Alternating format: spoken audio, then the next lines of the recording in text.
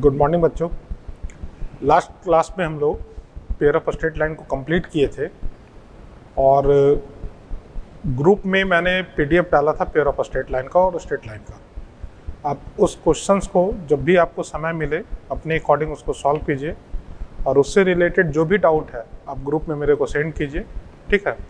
तो उसमें सॉल्व करने में जो आपको सबसे पहला बात ध्यान में रखना है कि इलस्ट्रेशंस पूरे क्लियर होने चाहिए। जो भी मैंने थ्योरी पढ़ाया है वो आप पूरा सीख चाहिए, उसको एक बार रिवीजन कर लीजिए नोट्स बनाकर और उसके बाद आप क्वेश्चन को अटेम्प्ट कीजिए। उसमें कुछ एक ऑब्जेक्टिव क्वेश्चन है और प्रीवियस ईयर के क्वेश्चन हैं।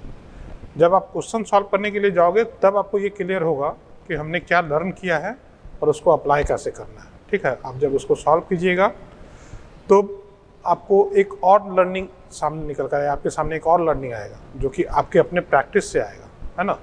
तो उस लर्निंग के लिए, प्रैक्टिस वाले लर्निंग के लिए आपको क्वेश्चन को सॉल्व करना होगा। क्वेश्चन सॉल्व कीजिए और मेरे को डाउट में पूछिए, ठीक है। आज अपन शुरू करने जा रहे हैं सर्कल को, जो कि हम लोग 10th क्लास में भी पढ़े थे, लेकिन 10th क्लास में सिर्फ ज्योमेट्री पढ़े थे।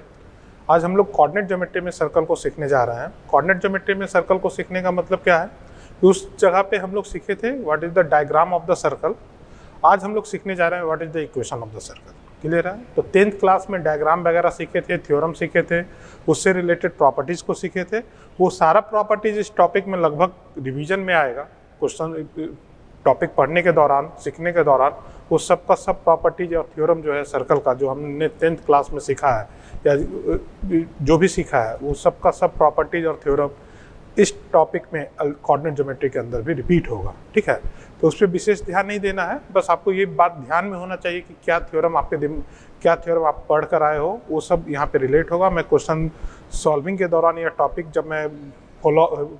जब मैं आपको पढ़ाऊँगा तो उस समय भी आपको ये बात क्लियर हो जाएगी, ठीक है। जैसे कुछ एक बेसिक बात जो आपने 10th में सीखा था कि जो सर्कल का डायग्राम है हमारे पास, सबसे पहला बात तो ये है कि this is the circle. Clear. इसको हम लोग सर्कल बोलते हैं। ये इसका सेंटर है,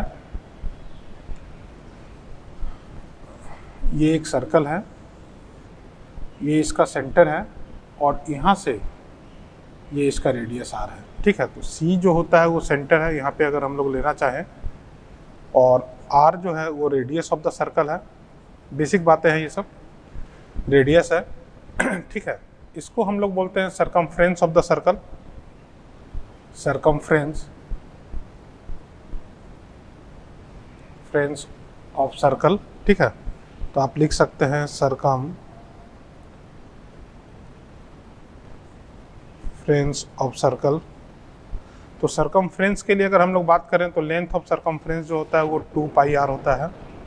ये पूरा रीजन जो होगा, ये पूरा रीजन एरिया कहलाएगा। तो एरिया ऑफ द सर्कल के लिए अगर हम लोग बात करते हैं तो पाई आर स्क्वायर होता है, ठीक है। इसी तरीके से इस सर्कल में अगर मैं वो लाइन जो कि सेंटर से पास करता है ए और बी, इसको डायमीटर बोलते हैं। डायमीटर, ये सारी बात आप लोग जानते होंगे पहले से, ठीक है। और डायमीटर जो होता है वो 2 times of radius of circle होता है। क्लियर। इसके बाद तीसरा बात ये भी जानते हैं कि जो डायमीटर जो है सरकमफ्रेंस पे हमेशा 90 डिग्री बनाएगा। ये सब नोट कीजिएगा, ये सब 10th क्लास का बेसिक है। तो 10th क्लास में जो भी हमने सीखा है वो सब बात हम लोग यहाँ पे डिस्कशन लगभग करने जा रहे हैं। ये इसका 90 डिग्री होगा, ठीक है। तो हम ये जानते हैं कि angle APB is always 90 degree, ठीक। इसके साथ एक बात और सीखे थे कि अगर PQ के लिए बात करें तो PQ जो होगा ये कॉर्ड ऑफ द सर्कल होगा। Chord of the circle is PQ। दूसरा बात और जानते हैं कि डायमीटर जो होता है वो लार्जेस्ट कॉर्ड होता है, लार्जेस्ट कॉर्ड। ये सब बेसिक इंफॉर्मेशन का जरूरत पड़ेगा हमको यहाँ पे, ठीक है। इसके बाद आइए, अगर ये कोई भी कॉर्ड है PQ, तो ये सर्कल को दो पार्ट में डिवाइड कर रहा है। इसको हम लोग बोलते हैं मेजर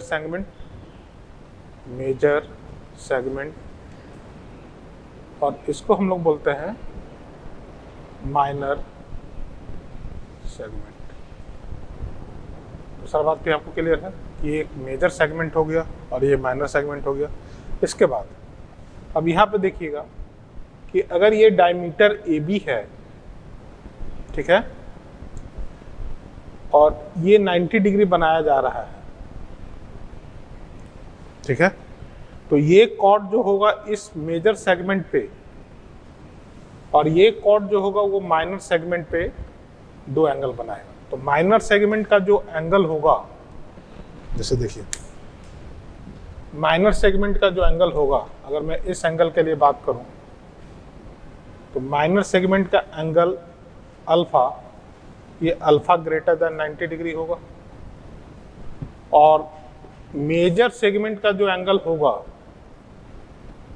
इस एंगल के लिए बात करते हैं, ठीक है, तो ये एंगल जो होगा अल्फा लेस देन 90 डिग्री होगा, और डायमीटर के अकॉर्डिंग जो एंगल बनेगा वो एंगल 90 डिग्री होगा, ठीक है, alpha is equal to 90 degree. मतलब ये क्लियर होता है कि कोई भी diameter circumference of the circle पे हमेशा 90 डिग्री बनाएगा, और कोई भी कॉर्ड सरकमफ्रेंस पे या तो 90 डिग्री से छोटा एंगल बनाएगा या 90 डिग्री से बड़ा एंगल बनाएगा। तो माइनर सेगमेंट पे कोई भी कॉर्ड अपने माइनर सेगमेंट पे 90 डिग्री से बड़ा एंगल बनाएगा, और उसी वही सेम कॉर्ड मेजर सेगमेंट पे 90 डिग्री से छोटा कॉर्ड बनाएगा। क्लियर होता है ये बात? तो हम लोग एरिया के बारे में जान गए, सरकमफ्रेंस के लेंथ के बारे में जान गए, डायमीटर के बारे में जान गए, ये सारा चीज़ बेसिक है।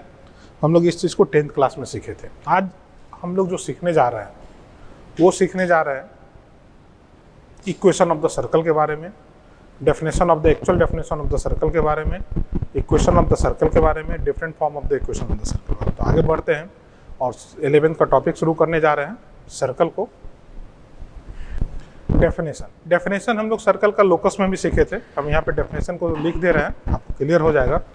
It is the circle is the locus of the point P, circle is the locus of point P H comma K which moves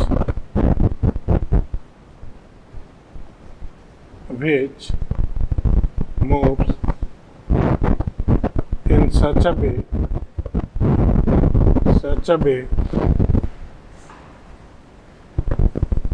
such that its distance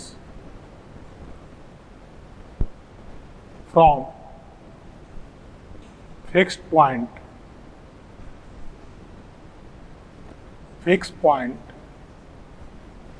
is always constant। ठीक है, कहने का मतलब क्या हुआ कि ये कोई भी वेरिएबल पॉइंट है H कॉमा K और ये फिक्स पॉइंट है, तो ये वेरिएबल पॉइंट इस तरीके से मूव करे कि फिक्स पॉइंट से इसका डिस्टेंस हमेशा सेम हो। ठीक है, तो इस फिक्स पॉइंट से अगर इसका डिस्टेंस हमेशा कांस्टेंट हो तो मानते हैं कि दैट कांस्टेंट इज लेम्डा। तो अगर इस कांस्टेंट को हम लोग लेम्डा मानते हैं,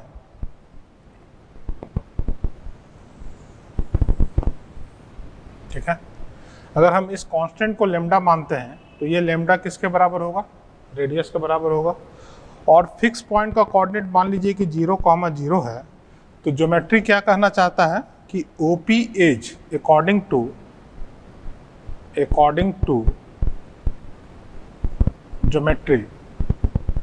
ज्योमेट्रिकल कंडीशन, जो ज्योमेट्रिकल कंडीशन इसमें दिया हुआ है कि OP जो होगा वो हमेशा लेम्डा के बराबर होगा।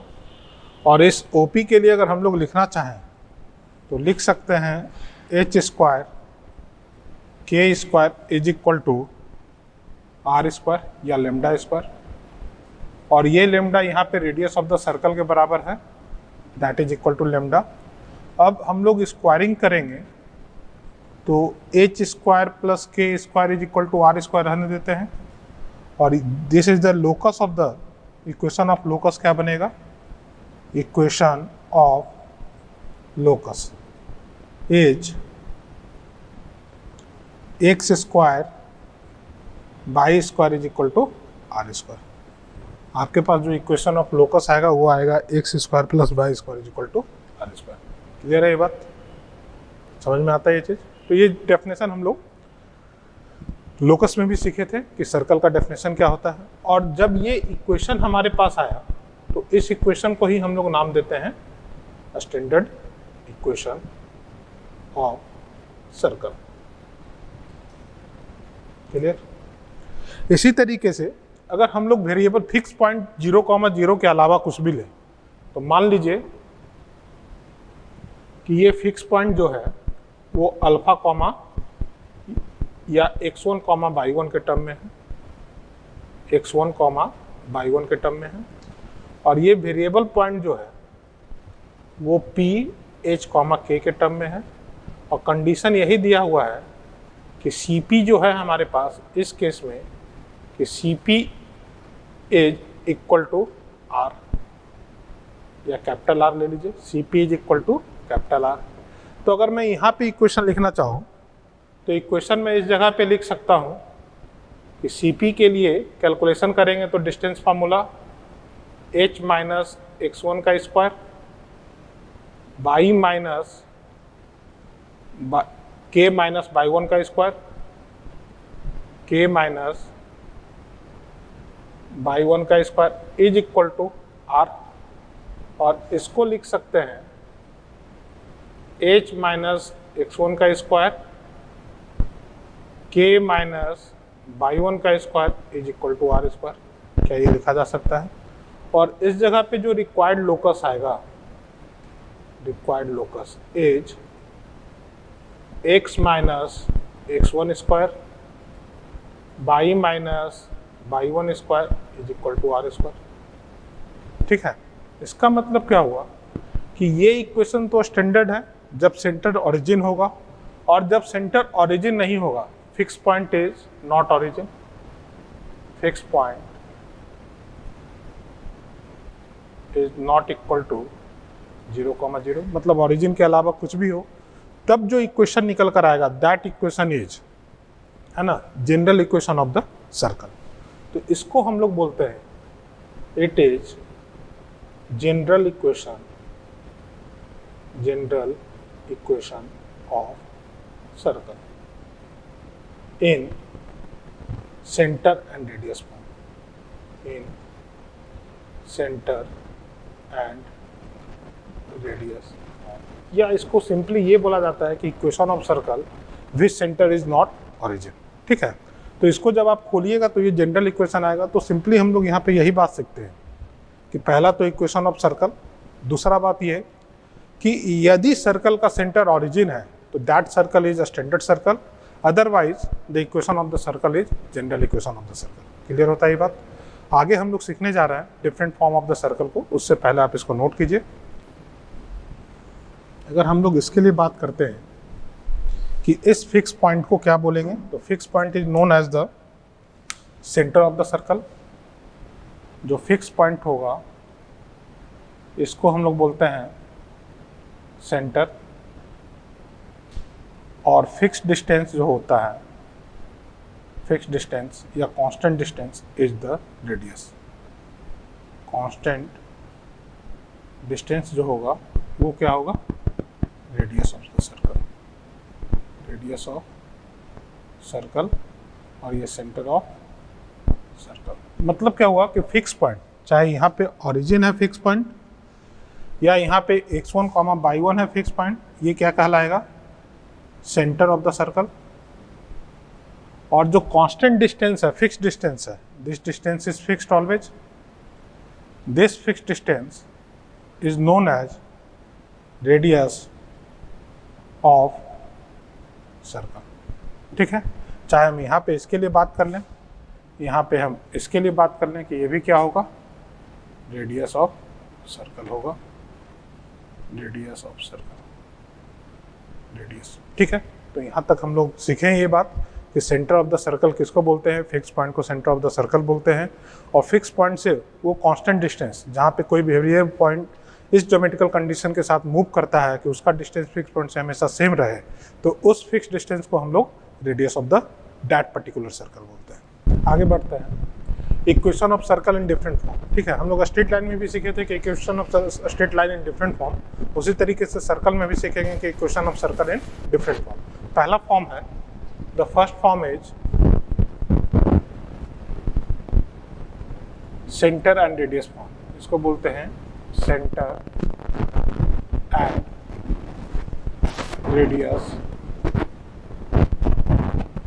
है ना।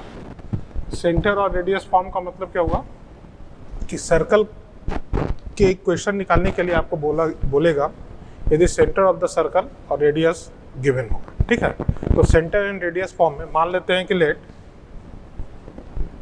सी be the centre that is 0,0 and radius is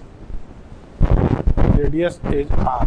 ये दोनों चीज आपके पास गिवन होगा और आपसे बोला जा रहा है what is the equation of circle. तो सेंटर और रेडियस फॉर्म में इक्वेशन ऑफ सर्कल जो होता है ये 0,0 है और ये r है, तो हम लोग इसको लिख सकते हैं। मान लीजिए कि सेंटर है इसका अल्फा कॉमा बीटा, ले लीजिए अल्फा कॉमा बीटा। तो इस केस में अगर हम लोग लिखना चाहें तो लिख सकते हैं x माइनस अल्फा का स्क्वायर y माइनस बीटा का square is equal to r square, radius is r। कैसे लिख रहे हैं, क्योंकि अभी हम लोग सीखे थे अकॉर्डिंग टू द लोकस कि ये P पॉइंट इस तरीके से मूव करेगा कि ये इसका distance from the fix point alpha comma beta से सेम रहेगा। तो ये जो फॉर्म आया इसमें हमको पता चल रहा है कि x minus alpha y minus beta is equal to r square, मतलब अल्फा बीटा जो है फिक्स पॉइंट है वो सेंटर ऑफ द सर्कल है और r जो है रेडियस ऑफ द सर्कल है। क्लियर होता है ये बात। यदि इसी में इफ इसको हम लोग बोलते हैं if alpha is equal to 0 and beta is equal to 0, मतलब क्या हुआ कि centre is origin, then equation becomes x minus 0 का whole square y minus 0 का whole square is equal to r square. This implies final equation is x square plus y square is equal to r square. ये भी अभी हम लोग सीखे हैं कि इसको हम लोग स्टैंडर्ड सर्कल बोलते हैं।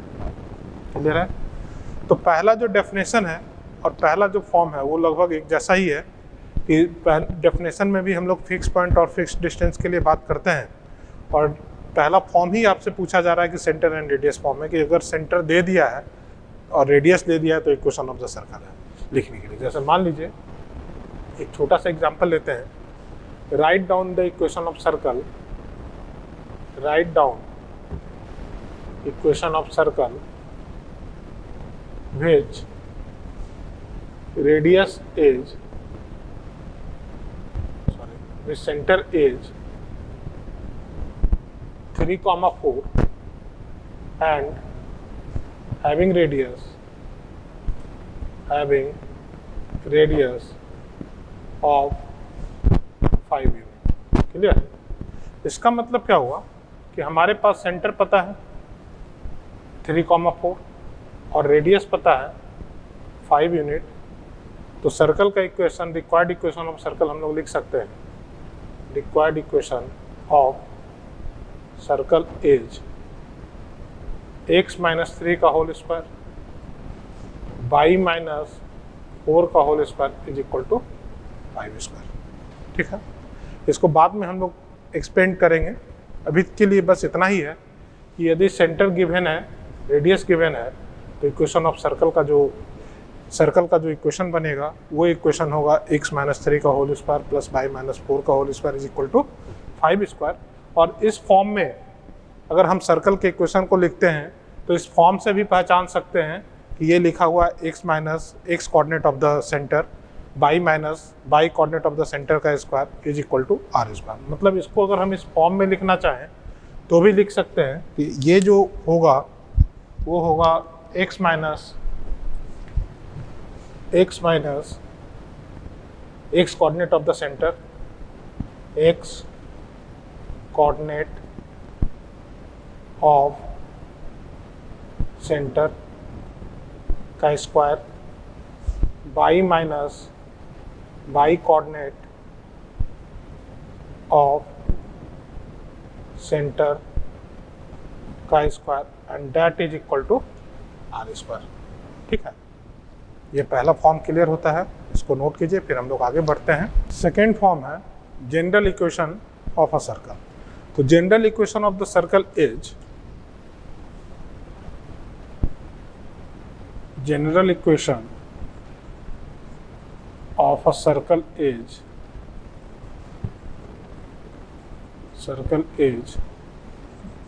x square y square 2gx 2fy plus c is equal to 0। इसको हमको याद रखना होगा कि it is the general equation of circle. क्या ये second degree non homogeneous equation का फॉर्म दिख रहा है? तो it is in a form of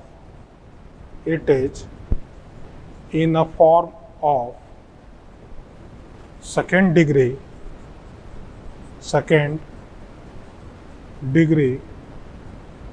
non homogeneous equation।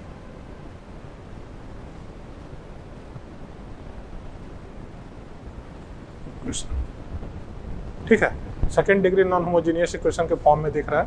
आगे हम इसी में सीखेंगे कि second degree non homogeneous equation जो हम लोग पेयर ऑफ स्ट्रेट लाइन में सीखे थे, a x square 2hxy plus b y square plus 2gx plus 2fy plus c is equal to 0 also representing a circle for different condition. Clear है? तो अभी तो हम लोग यहाँ पे इसको सिंपली ये बोल रहे हैं कि ये second degree non homogeneous equation का फॉर्म है। क्यों second degree non homogeneous equation का फॉर्म है? क्योंकि highest degree of this equation या वेरिएबल का जो हाईएस्ट डिग्री है वो 2 है और कुछ एक वेरिएबल का जो डिग्री है वो 1 है और कांस्टेंट में वेरिएबल की डिग्री 0 है। इसका मतलब यहाँ पे हर एक वेरिएबल की डिग्री सेम नहीं है, दैट मीन्स कि ये नॉन होमोजीनियस है, होमोजीनियस इक्वेशन नहीं है। और मैक्सिमम जो डिग्री है वो 2 है, दैट मीन्स कि ये second degree non homogeneous equation. पहला बात क्लियर होता है। अब हम इस सर्कल के इक्वेशंस के लिए सीखने जा रहे हैं कि what is the centre of the circle and what is the radius of the circle.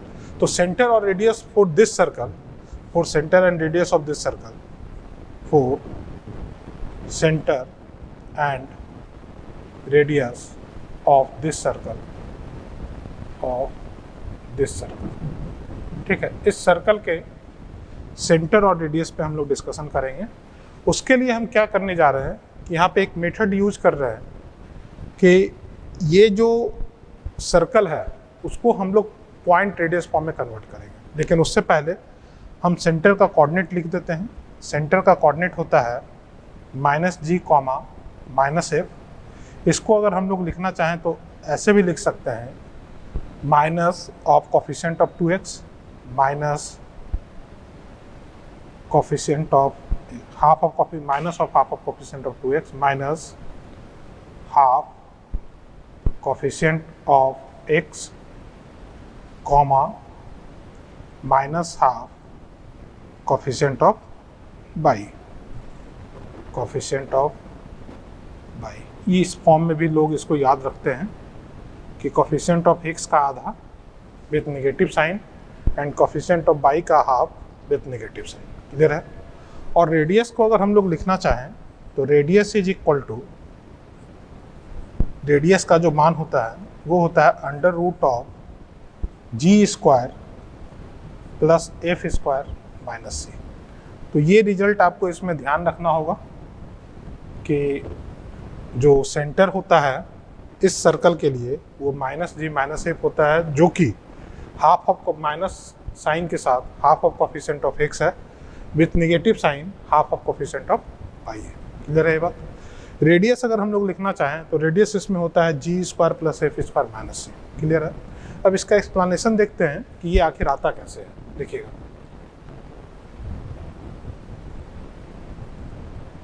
हम इसको कन्वर्ट करने जा रहे हैं सेंटर और रेडियस फॉर्म में, ठीक है। तो गिवन इक्वेशन है सर्कल का x square y square 2gx 2f/, plus c is equal to 0, ठीक है। अब इस सर्कल के इक्वेशन को हम लोग कन्वर्ट करने जा रहे हैं एक्स स्क्वायर के फॉर्म में और बाई स्क्वायर के क्वाड्रेटिक के फॉर्म में। देखना, इसको हम लोग लिख सकते हैं x square plus 2gx plus y square plus 2f/, plus c is equal to 0। क्या ये लिखा जा सकता है? ये बात क्लियर है सबको? देखिएगा, मैंने क्या किया कि जितने भी एक्स स्क्वायर और एक्स के टर्म है उसको एक साथ लिखा, बाई स्क्वायर के जो भी टर्म है उसको मैंने एक साथ लिखा है। क्लियर? अब हम लोग करते क्या है कि इसका परफेक्ट स्क्वायर बनाने का कोशिश करते हैं, और इसके परफेक्ट स्क्वायर में एक्स स्क्वायर का, एक्स का तो स्क्वायर दिख रहा है, 2 इंटू जी एक्स का टर्म दिख रहा है, मतलब जी स्क्वायर का टर्म हमारे पास अवेलेबल नहीं है, तो हम इसमें जी स्क्वायर के टर्म को ऐड करेंगे और आखिरी में जी स्क्वायर के टर्म को सब्सट्रैक्ट करेंगे। तो एडिशन और सब्सट्रैक्शन में तो कोई अंतर नहीं पड़ने जा रहा है। सेम वे हम इसमें एफ स्क्वायर के टर्म को ऐड करेंगे और यहाँ पे एफ स्क्वायर के टर्म को सब्सट्रैक्ट करेंगे, और फिर इसके लिए माइनस जी स्क्वायर माइनस एफ स्क्वायर, और इसके लिए हम लोग 0 लिखेंगे। क्लियर होता है? समझिएगा कि हमारे पास पहले ये वाला टर्म था, इसका हमको स्क्वायरिंग लिखना है, तो इसमें x का स्क्वायर दिख रहा है, 2 इंटू जी एक्स दिख रहा है, जी स्क्वायर को ऐड किए और जी स्क्वायर को सब्ट्रैक्ट किए। उसके बाद सेकेंड वाले में भी बाई स्क्वायर और 2/f का टर्म था, f का स्क्वायर नहीं था, अगर f का स्क्वायर होता तो ये परफेक्ट स्क्वायर बनता, ठीक है। तो f स्क्वायर को ऐड किए और f स्क्वायर को सब्ट्रैक्ट किए।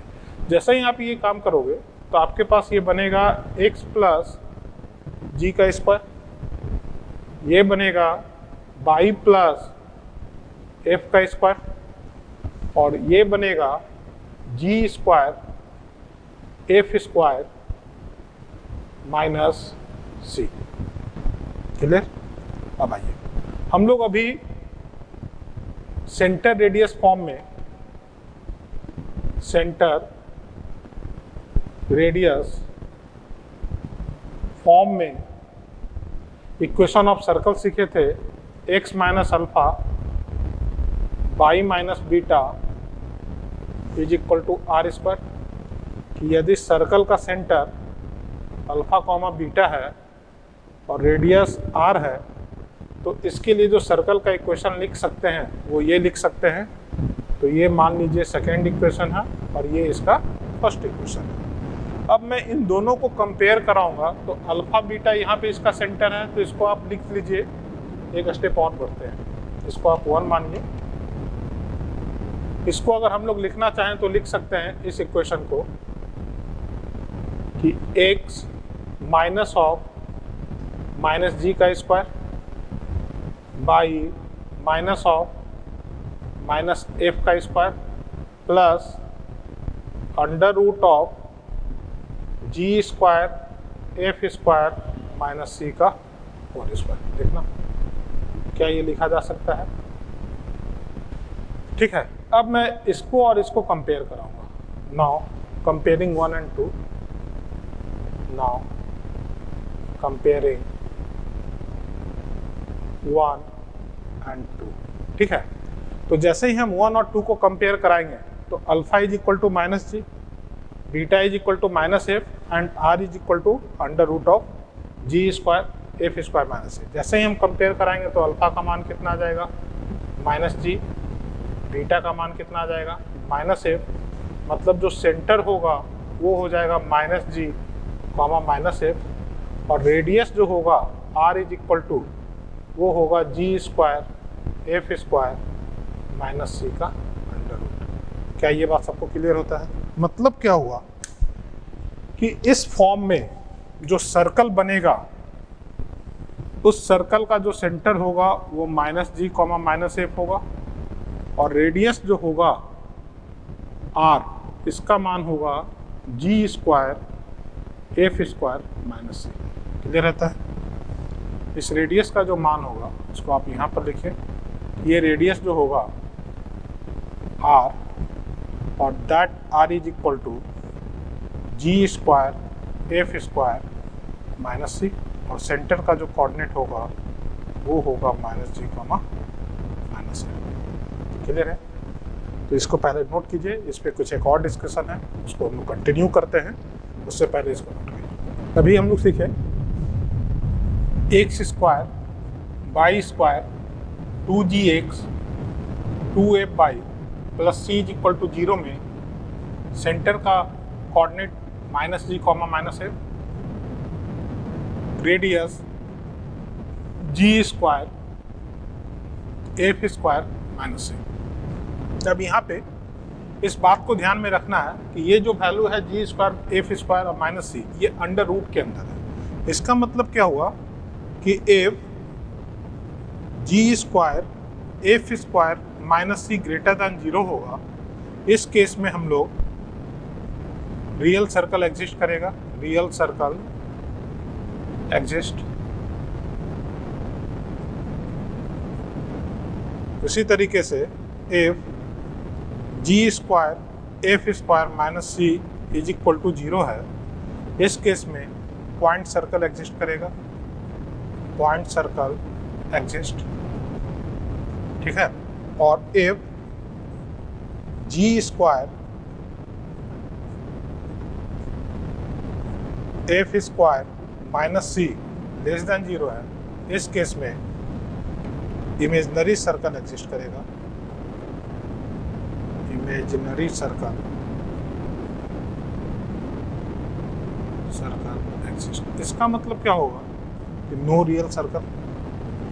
इसको हम दूसरे तरीके से ये पढ़ सकते हैं कि नो रियल सर्कल मतलब इस तरीके का सर्कल नहीं ड्रॉ कर सकते हैं जिस केस में रेडियस एग्जिस्ट नहीं करता, क्योंकि रेडियस एक फिजिकल क्वांटिटी है, उसका एग्जिस्टेंस बहुत ज़रूरी है, ठीक है। अगर वो एग्जिस्ट करेगा तब हम उसको मेजर कर पाएंगे, कांस्टेंट का टर्म है ना, स्केलर क्वांटिटी है। तो जब रेडियस एग्जिस्ट नहीं कर रहा है मतलब देयर इज नो सर्कल। अगर सर्कल बन भी रहा है तो वो इमेजिनरी फॉर्म में है, रियल एग्जिस्टेंस नहीं है, उसको हम लोग प्लेन पे या 2D में नहीं दिखा सकते। पॉइंट सर्कल का मतलब ये होता है कि radius of the circle is 0, radius of circle is 0, मतलब इसमें r का मान 0 हो जाएगा। जैसे मान लीजिए कि ये एक पॉइंट है, तो इस केस में रेडियस कितना होगा 0। और रियल सर्कल होने का मतलब क्या हुआ कि r बिलोंग्स रियल नंबर, मतलब रेडियस कुछ भी रियल नंबर हो सकता है। r belongs real number, positive real, not only real, real positive number, है ना। तो रियल पॉजिटिव जैसे ही हम लोग बोल दिए तो 0 का कंसिडरेशन वहाँ से ख़त्म हो जाता है कि अगर रेडियस पॉजिटिव नंबर है या काउंटेबल क्वांटिटी है तब तो सर्कल हमारे पास रियल एग्जिस्ट करेगा, हम उस सर्कल को ड्रॉ कर पाएंगे, अदरवाइज सर्कल को ड्रॉ नहीं कर पाएंगे। तो ये काफ़ी इंपॉर्टेंट कंडीशन होता है कि what is the equation of the point circle. तो अगर हम लोग इक्वेशन ऑफ पॉइंट सर्कल लिखना चाहें तो क्या लिख सकते हैं, नोट करके लिखेगा कि equation of point circle which centre is 0,0, है ना। तो इस केस में पॉइंट सर्कल का इक्वेशन होगा, r का मान कितना हो जाएगा 0 और सेंटर कितना दिया हुआ है 0,0। तो सर्कल का इक्वेशन होगा x square plus y square is equal to 0, ठीक है। दूसरा इसी में लिखते हैं कि equation of point circle, equation of point circle which center is alpha comma beta, ठीक है, and radius is 0। इस केस में हम लोग इक्वेशन ऑफ सर्कल क्या लिखेंगे, x माइनस अल्फा का स्क्वायर y माइनस बीटा का square is equal to r square. Clear होता है ये बात, ठीक है। तो इसको नोट कीजिए। इसके बाद फिर हम लोग आगे बढ़ते हैं इसी में कि second degree non homogeneous equation को सर्कल के फॉर्म में कब लिखेंगे, ठीक है। उससे पहले इसको नोट कीजिए, लिखिएगा कि right down equation of circle which centre is, या find the centre of centre of given circle. ठीक है, इक्वेशन लिखा हुआ है x square y square minus 6x minus 8y is equal to 0। ठीक है, इस क्वेश्चन में हमको सेंटर और रेडियस निकालना है। तो सेंटर तो इसका हमको पता चल गया, centre is equal to minus half coefficient of x comma minus half coefficient of y, और इसको हम लोग लिख सकते हैं that is equal to minus +3 comma 4। Centre का पता चल गया। और अगर हम लोग रेडियस लिखना चाहें कि रेडियस इज, तो रेडियस होता है g square plus F square, तो 3 का स्क्वायर रेडियस जो होगा इस केस में 3 का स्क्वायर 4 का स्क्वायर। क्या यहाँ पे c का मान 0 है? -0, that is equal to 16 plus 9 is equal to 5 unit. तो रेडियस कितना हो गया? 5 यूनिट। तो ये सब सिंपल क्वेश्चन है, आगे हम लोग इसी बेसिस पे बड़े क्वेश्चंस को करेंगे, लेकिन पहले छोटे छोटे एग्जांपल्स को आप समझिए, चैप्टर को समझिए, आगे कंटिन्यू करते हैं।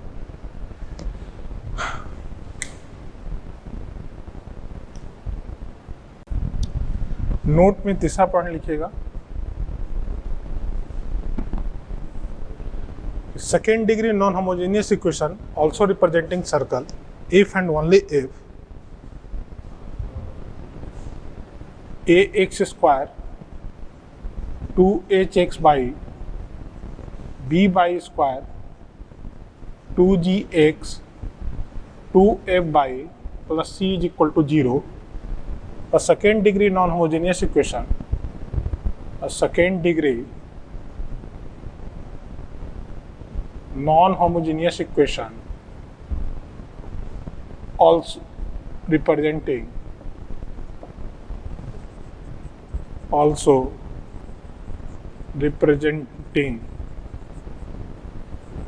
a circle if and only if दो कंडीशन होगा,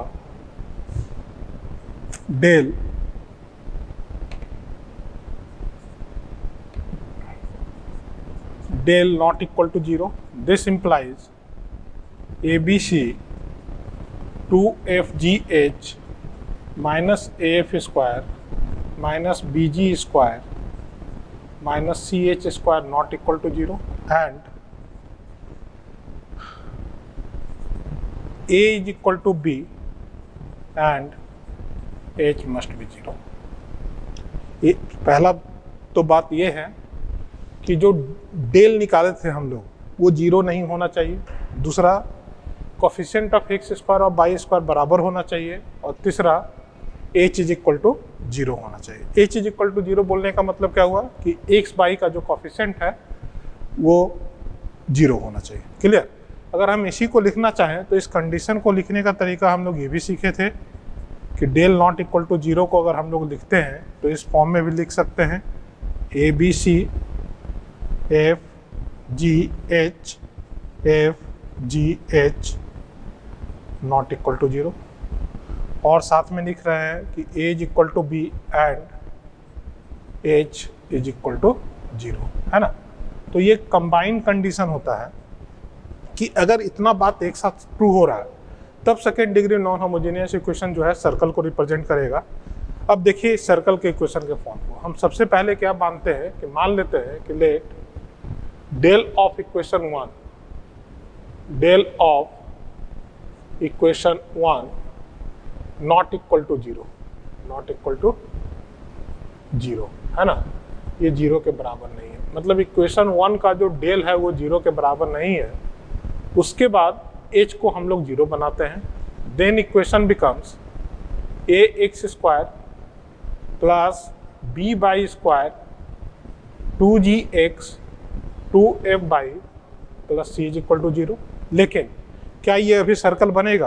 तो ये अभी सर्कल का इक्वेशन नहीं है, क्योंकि सर्कल का जो इक्वेशन का हम लोग फॉर्म सीखे थे वो इस फॉर्म में सीखे थे। देखिएगा मैं ऊपर लिख रहा हूँ, general equation of the circle का x square y square 2gx 2f plus c is equal to 0, इस फॉर्म में सीखे थे। तो यहाँ पे h0 बनाने के बाद एक्स बाई का टर्म्स तो गायब हो गया, लेकिन एक्स स्क्वायर का कोफिशिएंट ए है, बाई स्क्वायर का कोफिशिएंट बी है, जबकि इस जगह पे एक्स स्क्वायर और बाई स्क्वायर का कोफिशिएंट एक जैसा है, बराबर है और वो 1 है। तो अगर हम लोग नेक्स्ट स्टेप में इसमें a is equal to b is equal to 1 करते हैं, then equation becomes x square y square, then equation becomes x square y square 2gx 2f plus c is equal to 0। क्या ये equation और ये equation एक जैसा दिख रहा है? इसका मतलब क्या हुआ? दिस इंप्लाइज कि under this condition, under given condition second degree non homogeneous equation, second degree non homogeneous equation convert into या रिप्रेजेंट या converted into equation of circle, equation of circle in general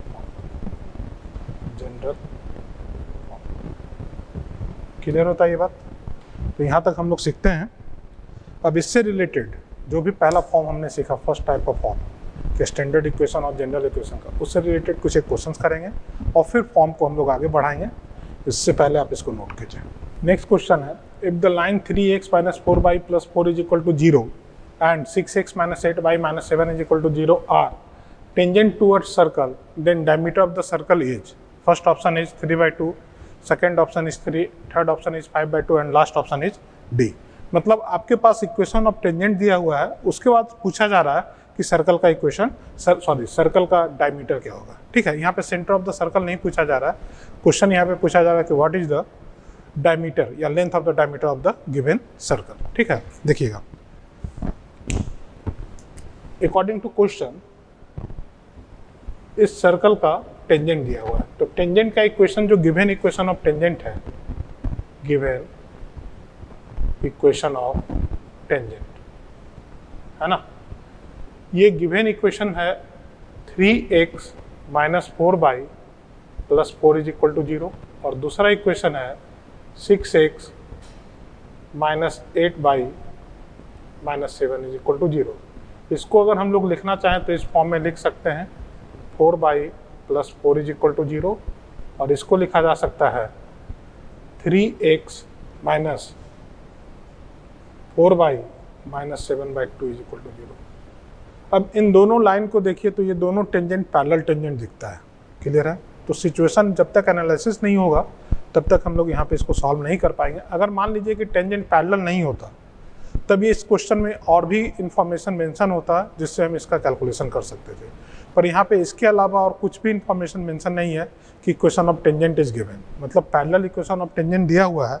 तो अगर हम parallel equation of tangent को observe करते हैं तो देखिए मान लीजिए कि ये एक टेंजेंट है और दूसरा टेंजेंट ये है, तो ये दोनों पैरेलल है 1 2 है ना, ये 1 नंबर है 2 नंबर है। अब पैरेलल टेंजेंट से अगर हम लोग नॉर्मल पास करवाएंगे तो ये नॉर्मल हमेशा सेंटर ऑफ द सर्कल से पास करेगा, पहला बात, और जो इन दोनों के बीच का पैरेलल लाइन के बीच का जो परपेंडिकुलर डिस्टेंस होगा वो perpendicular distance length of diameter होगा। दूसरा बात, ये दोनों बात क्लियर होता है, मतलब ये जो परपेंडिकुलर डिस्टेंस है वो सेंटर ऑफ द सर्कल से पास करेगा, ये इसका सेंटर है। What is the coordinate of centre of the circle? It is not necessary for this question कि हमको यहाँ पे फाइंड आउट करना पड़ेगा। अगर मान लीजिए कि वो फाइंड आउट करना पड़ता, ठीक है, तो उसके लिए भी कंडीशन हमारे पास कुछ और गिवन होता। अकॉर्डिंग टू गिवन इन्फॉर्मेशन हम लोग यहाँ पे सेंटर ऑफ द सर्कल आसानी से नहीं निकाल सकते हैं, क्लियर होता है? हमको बस इस क्वेश्चन में लेंथ ऑफ द डायमीटर निकालना है। मान लीजिए कि ये P और Q पॉइंट है, तो what is the distance of PQ ये कैलकुलेट करना है, क्लियर होता है? अब पैरेलल डिस्टेंस के बीच का पैरेलल लाइन के बीच का डिस्टेंस निकालने के लिए हम लोग फॉर्मूला सीखे थे। फॉर्मूला जो होता है distance between perpendicular distance between two parallel line, perpendicular distance या shortest distance between shortest distance between given parallel line, given parallel line. तरीका होता है d is equal to c1 minus c2 under root of a square plus b square, याद आ रहा है ना। तो अगर हम पी क्यू का लेंथ निकालना चाहें तो length of P Q is c1 c2, यहाँ पे c1 का जो मान होगा वो 4 होगा according to this question, minus c2 का जो मान होगा वो -7/2 होगा, अंडर रूट ऑफ ए और b under root of 3 square plus y का कोफिशिएंट -4 का स्क्वायर। इसके बाद तो बस कैलकुलेशन है, इसको सॉल्व करते हैं। देखिएगा ये बनेगा 8 प्लस 7/2 ऊपर और नीचे आएगा under root of 25 is equal to 5। इसको सॉल्व करके लिखेंगे तो 15/2 into 5 and that is equal to 3/2 unit. ये क्या निकल कर आ रहा है? डायमीटर।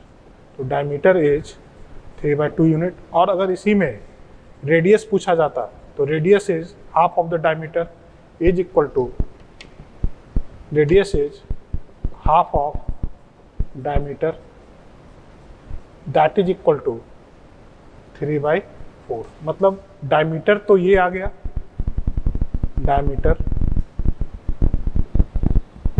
ठीक है, और रेडियस इसका 3/4 है। तो according to this question option a is the correct answer. Next question है, if the line 2x minus 3y minus 5 is equal to 0 and 3x minus 4y minus 7 is equal to 0 are diameters of the circle of the area 154। इस question में area mention है और equation of diameter mention है, ठीक है। तो equation of diameter mention है, मतलब क्या हुआ कि पॉइंट ऑफ इंटरसेक्शन से हम लोग सेंटर ऑफ द सर्कल का कोऑर्डिनेट निकाल सकते हैं। और एरिया दिया हुआ है, इसका मतलब ये हुआ कि एरिया के लिए अगर हम लोग पाई आर स्क्वायर का फॉर्मूला यूज करते हैं तो वहाँ से हम रेडियस निकाल सकते हैं। और अब क्वेश्चन ऑप्शन में पूछा जा रहा है हमसे, क्वेश्चन में पूछा जा रहा है कि which one is the correct equation of circle. तो क्वेश्चन अगर हम कॉन्सेप्चुअल पार्ट देखें क्वेश्चन का तो बिल्कुल आसान है कि मेरे रेडियस निकालने के लिए एरिया का वैल्यू दिया हुआ है और सेंटर का कोऑर्डिनेट निकालने के लिए डायमीटर का इक्वेशन दिया हुआ है। मतलब क्या हुआ कि हम इस क्वेश्चन को सॉल्व करने के लिए solve the equation of diameter and find the centre of the circle and using the formula pi r square for the area calculate radius of the circle and on this basis using centre and radius form find the equation of the circle, ठीक है। देखिएगा मतलब क्या हुआ कि ये circle का equation है और ये इसका दो डिफरेंट डायमीटर, एक का इक्वेशन मान लेते हैं 2x minus 3y is equal to 5 और दूसरे का इक्वेशन है 3x minus 4y is equal to 7। अब इन दोनों इक्वेशन को सॉल्व करके हम लोग सेंटर का कोऑर्डिनेट निकाल सकते हैं, दैट इज द सेंटर। तो solving this two equation 2x minus 3y is equal to 5, 3x minus 4y is equal to 7। इसको सॉल्व करने के लिए मैं इसको 4 से मल्टीप्लाई करता हूँ और इसको 3 से। तो first equation is multiply with 4 या first equation is multiply with 3 and second equation is multiply with 2। x को एलिमिनेट कर देंगे। Now this equation becomes 6x minus 9y is equal to 15 और 2 से मल्टीप्लाई कीजिएगा तो 6x minus 8y is equal to 14। इसको solve कीजिएगा तो माइनस प्लस माइनस ये cancel out, minus y is equal to 1, this implies y is equal to -1। तो जैसे ही y का मान -1 हम किसी एक में पुट करेंगे तो 2x इज इक्वल टू 8, अगर यहाँ पे y का मान y is equal to -1 put करते हैं तो 2x इज इक्वल टू 8 नहीं होगा, प्लस 2 उधर जाएगा तो ये हो जाएगा 5 माइनस 3। तो 2x is equal to 2, this implies x is equal to 1। इसका मतलब क्या हुआ कि जो सेंटर का कोऑर्डिनेट आया, सेंटर का कोऑर्डिनेट आ गया 1, -1। एक बार चेक कर लेना इसको, देखिए इसको सॉल्व कीजिए। बाई का मान -1 आया, बाई का मान -1 में यहाँ पे पुट किया हूँ, तो बाई का मान -1 पुट कीजिएगा तो ये +3 बनेगा, +3 इधर जाएगा -3, 2x = 2, x = 1। क्लियर होता है? मतलब सेंटर का तो कोऑर्डिनेट हमको पता चल गया। अब हमको रेडियस के लिए फॉर रेडियस कैसे कैलकुलेट करेंगे? तो for radius of circle area जो गिवन है वो 154 स्क्वायर यूनिट, और एरिया ऑफ द सर्कल अभी हम लोग लिखे थे πr² = 154, ठीक है। और r स्क्वायर के लिए अगर कैलकुलेट करेंगे तो 154/π। पाई का मान जो हम लोग यहाँ पे यूज करेंगे 154 22 × 7, और ये मेरे ख्याल से 7 से कैंसिल आउट होगा। इसका मतलब क्या हुआ कि r² = 7 square, this implies radius of the circle is 7। दूसरा इन्फॉर्मेशन पता चल जाता है। जब हमें सेंटर और रेडियस पता है तो required equation of circle is x - 1 का स्क्वायर बाई +1 का square = 7 square.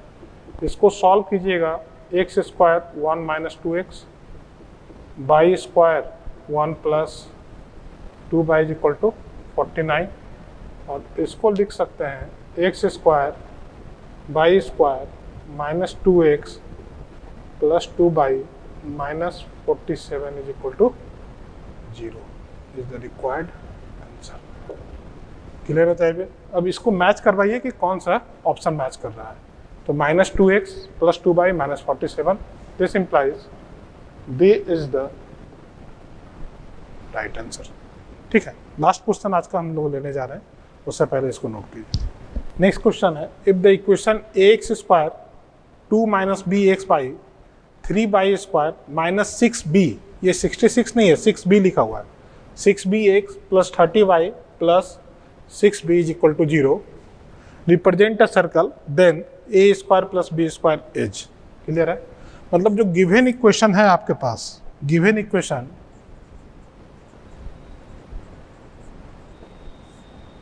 ax² 2 - bx/, 3y² 6bx 30y + 6b = 0।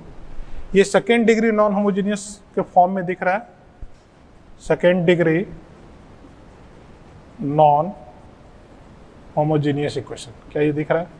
और आज हम इस पे बेस्ड डिस्कशन लिए हुए हैं कि second degree non homogeneous equation representing a circle, then there is 2 condition. First one is del not equal to 0 and the second one is h is equal to 0 and a must be equal to b। ये दोनों combine condition होता है कि h का मान 0 होना चाहिए। तो डेल तो हम लोग बाद में चेक करेंगे, हम यहाँ पे बस ये बात से क्लियर हो जाएगा कि h, तो h यहाँ पे कितना दिया हुआ है, h is equal to 2 - b and that value is equal to 0, this implies b is equal to 2। देखना क्या b का मान 2 आ रहा है ना? तो b का तो मान हमारे पास 2 आ गया। उसके बाद कोफिशिएंट ऑफ a और b का मतलब क्या हुआ, दिस इंप्लाइज कि coefficient of x² must be is equal to coefficient of y²। ये नहीं कि b से आप कंफ्यूज कर जाइएगा कि b तो 3 दिया हुआ है, नहीं, h इज इक्वल टू 0 का मतलब coefficient of x/y must be 0। तो coefficient of x/y must be 0, वहाँ से हम लोग b का मान निकाले कि b का मान 2 होना चाहिए। अब मैं इसका यूज करने जा रहा हूँ कि coefficient of x² must be equal to coefficient of y², coefficient of x² must be is equal to coefficient of y², और इसका यूज करके हम लोग लिख सकते हैं a is equal to 3। Clear? अब हमसे पूछा जा रहा है according to question what is the value of a² + b², that is equal to a का मान आ गया 9 और b का मान आ जाएगा 4 इज इक्वल टू 13। क्या a² + b² का कोई भी मान 13 दिया हुआ है ऑप्शन में? 13 is the right answer. Clear होता है ये बात? तो आज के लेक्चर में हम लोग जिस जिस पॉइंट पे को सीखे थे उन सारे पॉइंट पे हमने क्वेश्चन का डिस्कशन किया है। इस लेक्चर को बिल्कुल कायदे से पढ़िएगा, क्वेश्चन के अकॉर्डिंग टू इलस्ट्रेशन आप उसको सीखने का कोशिश कीजिएगा, और इसी पे बेस्ड मैं आपको एक्सरसाइज दूंगा। इस क्लास में मैं आपके लिए कोई भी PDF नहीं दे रहा हूँ ग्रुप के अंदर। नेक्स्ट लेक्चर के बाद एक PDF आएगा जो कि कुछ एक 10-15 क्वेश्चन का होगा, जो कि हम लोग पहले और दूसरे क्लास में जिस थ्योरी को सीखे हैं उसी थ्योरी पे बेसिस 15 क्वेश्चन का एक PDF होगा। ठीक है, 15 से 20 क्वेश्चन का हो सकता है। कॉन्सेप्ट को सीखिएगा, पूरे एक्सरसाइज को अच्छे से रिवीजन कीजिएगा और फिर क्वेश्चन को सॉल्व कीजिएगा। मैं उम्मीद करता हूँ कि सभी क्वेश्चन आपसे होंगे। नहीं होने पे ग्रुप में आप मेरे को डाउट पूछ सकते हैं। Thank you very much.